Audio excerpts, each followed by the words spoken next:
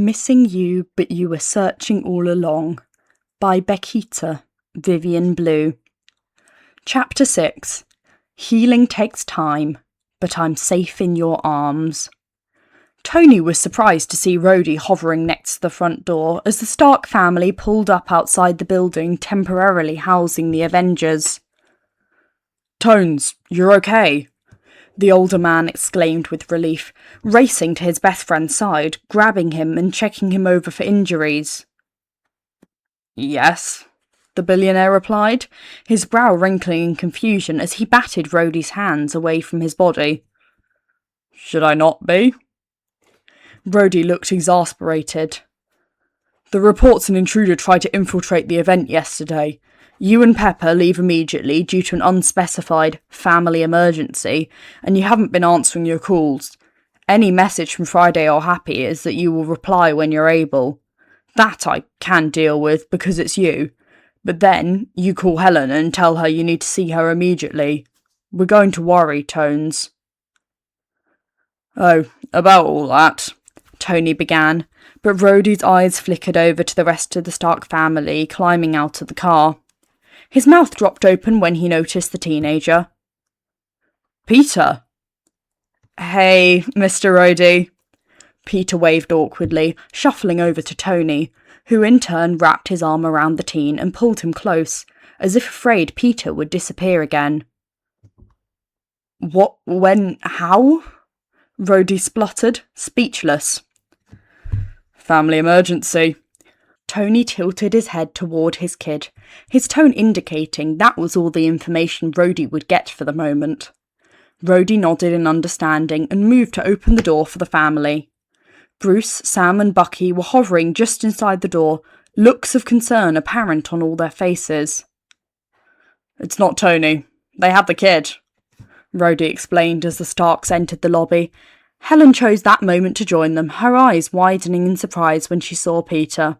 Her gaze shifted to Tony and then back to the teen. "I take it that the emergency is Peter, not you," the doctor commented dryly. Tony had the decency to look sheepish. "What exactly did you tell her, Tony?" his wife asked. "It was an emergency. I needed to see her first thing today," he replied. She rolled her eyes. "And you didn't think it would be a good idea to provide any more context than that?" "I was a bit preoccupied," her husband replied, gesturing to the boy leaning into his side. Pepper sighed in exasperation and turned to everyone else. "I am sorry for my husband's lack of communication skills. We were reunited with Peter yesterday afternoon. Helen, would you please give him a physical? Rhodey, would you please watch Morgan? I need to meet with our lawyer." "Sure," Rhodey said, stepping forward to take his niece's hand. "Good seeing you, Pete. Morgan, why don't you come with me so your parents can take care of Peter?" Morgan hesitantly looked at her father and Peter. "You won't leave?" "We won't leave," Tony confirmed. Satisfied, Morgan accepted Rhodey's hand and followed him, Sam and Bucky out of the room. "Peter, I need to meet with our lawyer to finalise custody. We'll have a couple of papers for you to sign as well. I'll bring those over to you when we're ready for you, okay?" Peter nodded, leaning closer to Tony's side. With Tony's arm firmly around him, the teen trudged after Dr. Cho. To his dismay, the physical included not only taking his weight and vitals, but also taking blood. "You sure you need to do this?" he whined as Helen prepared to draw blood. She levelled him with an unimpressed look. "Yes, Peter, I am positive." "Fine," he grumbled and glared at Tony. "You owe me." His mentor chuckled, glancing up from his phone to grin at his kid. "I think we'll survive," he responded. Helen finished drawing blood and sent the vial of blood with Bruce to be tested. She had started running a few other tests when Pepper entered with the lawyer. "Peter, these are the forms we need for you to sign to formalise us as your guardians," she explained. "If you would like the Starks to have custody," the lawyer clarified. Peter started grabbing for the pen and paper. "Yes, please," he said as they handed him the items. Once everything was signed, the lawyer neatly stacked all the paper. I'll file these and let you know when everything is finalised. Thank you, Pepper told him. She turned to Tony and Peter. I'll walk him out and then return. By the time she had returned, Helen was ready to talk with them about some of the results. What I'm most worried about is that he was malnourished. I have Bruce using the formulas we had from before the blip to create some nutritional shakes and meal bars to supplement his nutrients until he is able to eat the amount of food his body needs. He is also showing the effects of exhaustion. Make sure he is getting to bed early. I can't sleep. Nightmares, Peter whispered. Tony squeezed his shoulder gently. We're going to have him start talking with a therapist, the man explained. Helen nodded. That will definitely help. We can also formulate some pills to help you sleep, but only if you feel comfortable with it, Peter. Maybe, he whispered, not sure how he felt about taking them. We can talk about that later, Helen replied, shooting a glance at Tony. The man nodded in agreement, reaching out to squeeze Peter's knee in reassurance. We have time, he told the teen. We don't need to decide everything today. After a few more minutes with Helen, the trio went to the common area to retrieve Morgan. Finally, the girl huffed, running to them as they entered the room. That took forever. Someone has been missing her brother, Rhodey said with a smile. Because he's been gone so long and Daddy doesn't share, Morgan explained, grabbing Peter's hand and tugging him to the couch. Tones never have been good at sharing, Rhodey observed, winking at his best friend. Like you're any better, Platypus, with all those fits you threw in college when you would have to share food with me, the billionaire retorted. You stole my mum's homemade chocolate chip cookies, Rhodey deadpanned. Cookies she sent for both of us. She only started sending enough for both of us after I complained about you stealing them. Tony grinned. Semantics.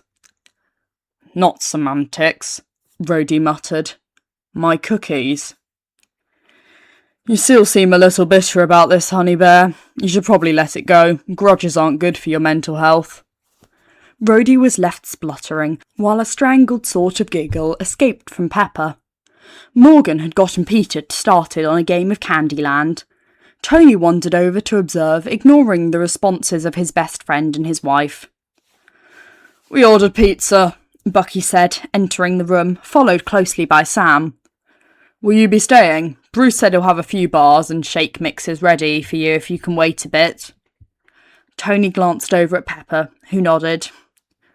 We can stay, he answered, sitting on a chair near where Peter and Morgan were playing. Soon enough, the pizzas arrived. Sam ambled up to Peter as the teen was stacking a couple of slices onto his plate. Hey, Queens, I'm sorry, Sam apologised. I should have insisted on waiting with you until you had connected with your family. But you didn't know I wasn't in college or anything, Peter protested. But I knew you'd just returned. I knew you were alone, Sam answered. So, even if you had been in college, I should have waited. And I should have made sure you had a way to contact the Starks. I did know that you and Iron Man were close. I'm with them now?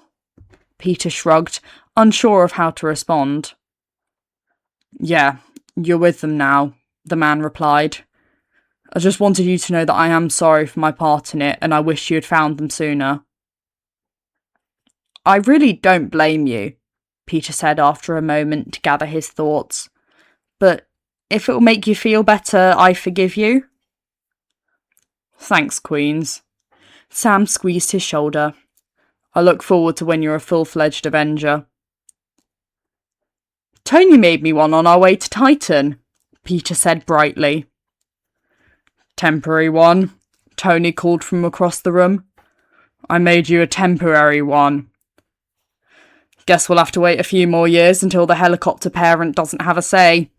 The Falcon winked and then walked off. I'm not, the billionaire began.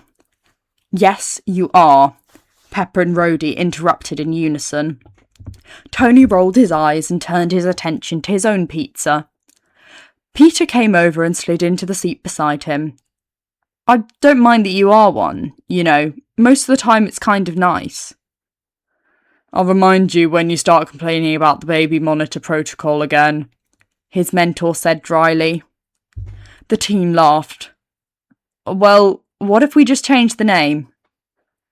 Not happening, Underoos. Pepper coughed, although it sounded suspiciously like helicopter. Everyone laughed and the conversation continued to flow as they finished their meal. Bruce had finished a few shakes and meal bars by the time they were ready to leave, with the promise to have a bigger supply ready in the next few days. With those in hand, the Stark family headed home. Hey, Pete. Tony motioned for Peter to follow him when they arrived back at the lake house. Morgan whined. Daddy, you have a share. Her father chuckled. I'll share in just a second, little miss. I just need to talk to your brother for a second. I'll be right back, okay, Mo? Peter told her. I'm waiting right here. The 4-year-old plopped on the bottom step of the stairs leading up to the front porch. Okay, Peter agreed, and then followed his mentor to the garage. Tony led him down a flight of stairs to his basement lab. The teen's mouth dropped open as he surveyed the space, tears springing to his eyes when he noticed his old work table. He walked over to it and ran his hand along the surface. This was mine, he said softly. Is yours, Tony corrected. The man walked over to his own workspace and picked something up, bringing it over to the teen.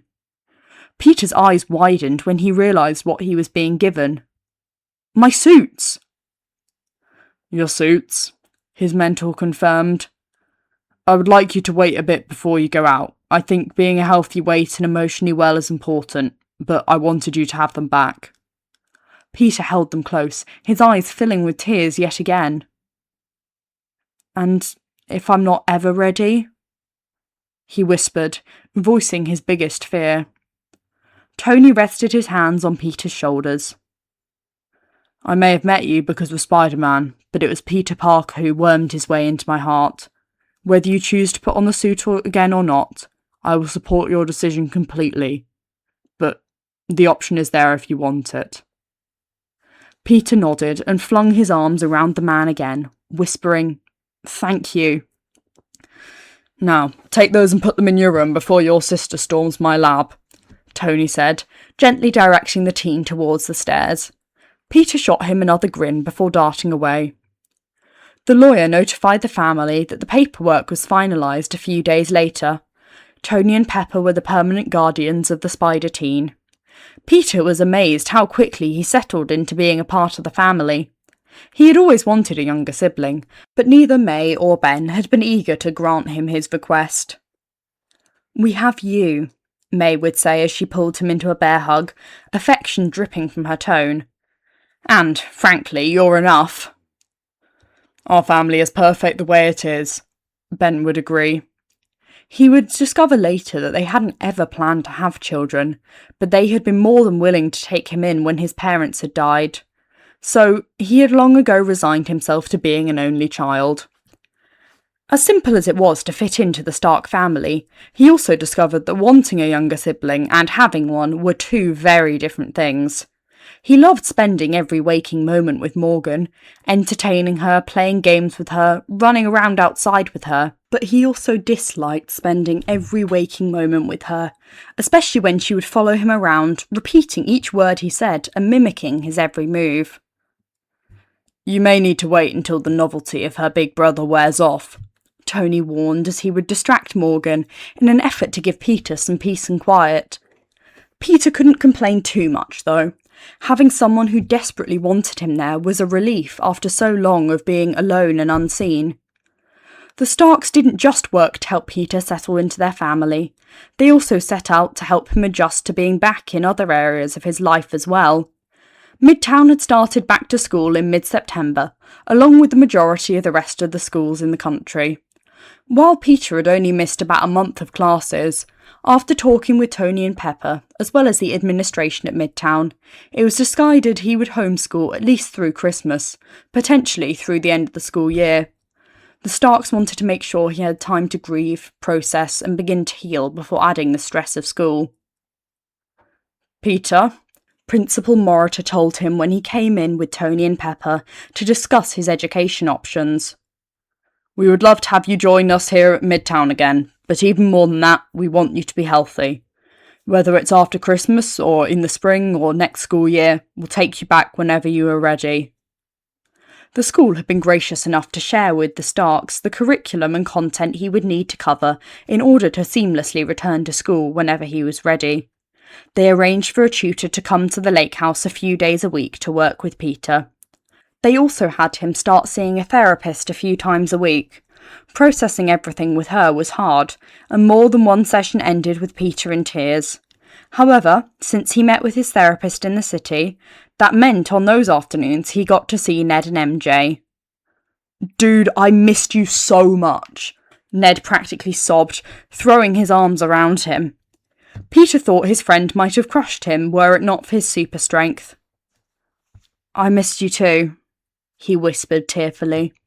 As soon as Ned pulled away, MJ grabbed him into yet another hug. Glad you're back, loser, she told him. Me too, he responded, pulling her closer. And he was. Over an extra-large pizza, both his friends quickly caught him up on the latest Midtown gossip. Flash and Betty are still in our class, but can you believe Cindy and Abe are in college now? Ned rambled. And Betty told me that Liz is married and is expecting her first kid. Peter spit out the mouthful of soda he had just drank, grabbing napkins to sop up the mess. Married? Liz? I'm pregnant, Ned repeated sagely. And that's all you and Betty discussed? MJ teased. Peter's eyebrows shot up as his best friend blushed. Dude, no way, he blurted. You and Betty? He told them bits and pieces of his adventures, going to space, some details about the battle, a few anecdotes from the last 5 months, only the lighter moments amidst the trauma and grief. He told them about getting into SI and Happy rescuing him from security, how Tony and Pepper had fought for custody of him while he was still missing, how he had parents and a sister now. I love Morgan and all, but why didn't you warn me that younger siblings can be so annoying? Peter complained. She follows me everywhere, and the other day she was copying everything I said and did. Pretty sure I've mentioned it daily since the 3rd grade, dude, Ned snarked. Seriously, MJ added. I'm pretty sure we both gave you plenty of warning. I think you just ignored us because you thought it wasn't applicable to you. Next time remind me that it might be, Peter groaned. I can't believe that Pepper Potts is basically your mom now, MJ sighed with a dreamy look in her eyes. And Tony Stark is your dad. Hey, remember when you used to pretend Iron Man was your dad after he saved you at the expo, and now he is? Ned exclaimed in awe. Can we not talk about that? Like, ever? I really do not need Mr. Stark hearing that. Peter groaned. Of course, as soon as Tony arrived to pick Peter up, Ned had to spill the beans. This is so cool, Ned gushed when he opened the front door to see the Tony Stark standing on the other side. Like, we used to imagine that Iron Man was Peter's real dad, and now you are. Tony arched an eyebrow and turned to look at his kid, who was now red as a tomato. Oh, really? He inquired. Peter glared at Ned, shaking his head, while Ned smirked and added, Yeah, after the expo. The expo that you watched on TV? Tony queried cautiously. Ned ignored the glare on Peter's face and continued. I watched it on TV, but Peter convinced his uncle to take him. They went on opening night when Ben bought him an Iron Man costume that he wore for weeks afterwards. He even wore it the next time they went to the expo. You know, the night Justin Ham was there. Tony paled, his face drained of all colour, groaning. Please, no. That idiot child was not you. Hey, Peter protested. You said I did a great job. Of course it was you, the man griped. Because why would there be another child in Queens giving me heart attacks and grey hair? Seriously, Ned? Peter whined. This was not necessary to mention. It's what friends do, Ned shrugged, not sounding the least bit apologetic. Peter groaned and followed Tony out to the car, promising his friends that he would see them after his next appointment.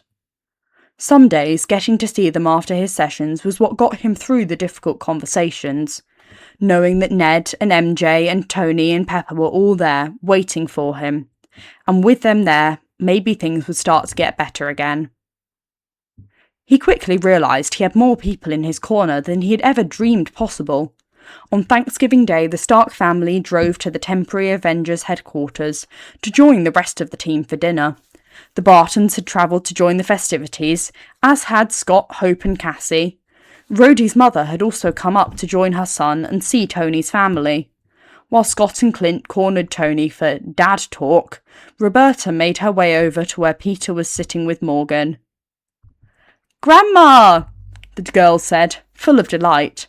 Roberta gave the enthusiastic child a huge hug before turning to the teen. Peter had briefly met her once, before the blip, not too long after his internship with Tony had become official, but that was before the man had emotionally adopted the vigilante, when their relationship was still on shaky ground following the Vulture incident. "Hi, Mrs. Rhodes," Peter greeted shyly. "It's Grandma," she corrected gently. "You are Tony's kid, and he is my kid." Peter's eyes widened, and he opened his mouth to protest. "I wouldn't argue, Pete," Tony's voice came from across the room. "Seriously, it isn't worth it, kid," Rhodey added. "And while we're at it, it's Uncle Rhodey." Both sets of his grandparents had died before he was born, as had May's parents, so Peter stammered, "I've never had a grandma." Roberta wrapped her arms around him, hugging him tight. "Well then, there was definitely no time like the present. Welcome to the family, kiddo." Peter was entirely unsure how he left the dinner that day with both a new grandma and a new uncle, but he wasn't going to question it. He knew from both his relationship with May, as well as his relationship with Tony, that family wasn't only those related by blood, that people could also choose their own family. He was incredibly grateful that Tony's chosen family also chose him. He also quickly came to understand that his relationship with Tony meant he gained another uncle as well. Once Happy had realised Rhodey's promotion to uncle status, he had complained. "Kid," he argued, "you have known me even longer than you have known Rhodey. I'm Morgan's uncle, ergo your uncle."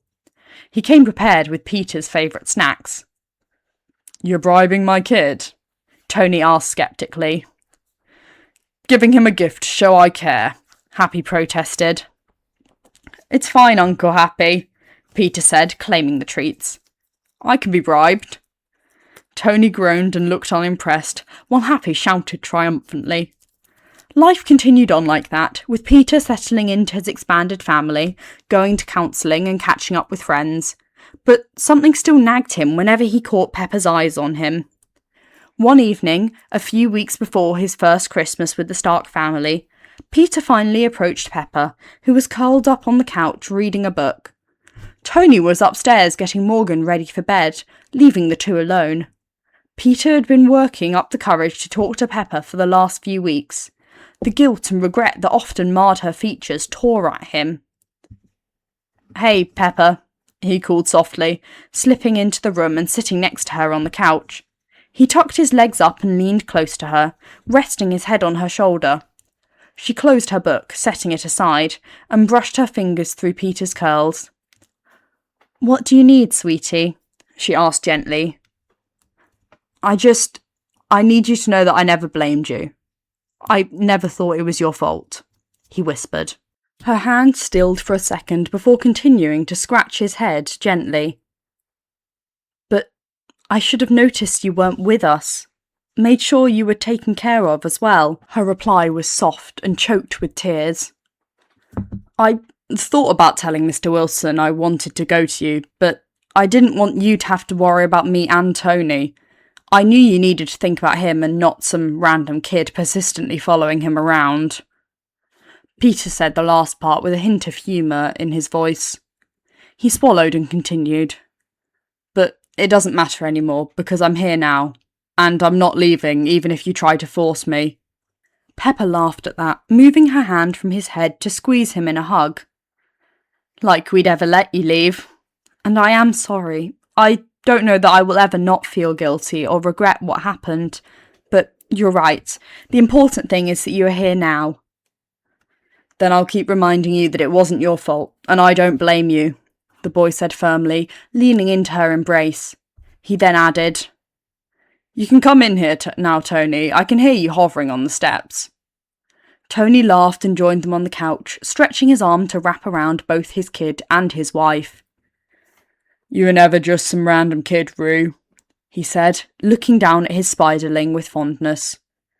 And you have been my kid for years now. Our kid, Pepper corrected. I've worried about the spider baby so much I'm laying claim now, too. Peter thought about protesting being called a baby, but he realised just for this moment, sitting between his parents, he'd let it slide. Instead, he said, Hey, Mom, do you think Dad would make us a hot chocolate? He heard the skip of their heartbeats, the sharp intakes of breath, before Pepper replied. That sounds lovely. And Tony, leaning down to brush a kiss on his temple, answered, Yeah, I can do that. 3 hot chocolates coming right up. Thank you for listening, and I really hope you enjoyed the whole of this story. Go and support the original author, and have a lovely rest of your day.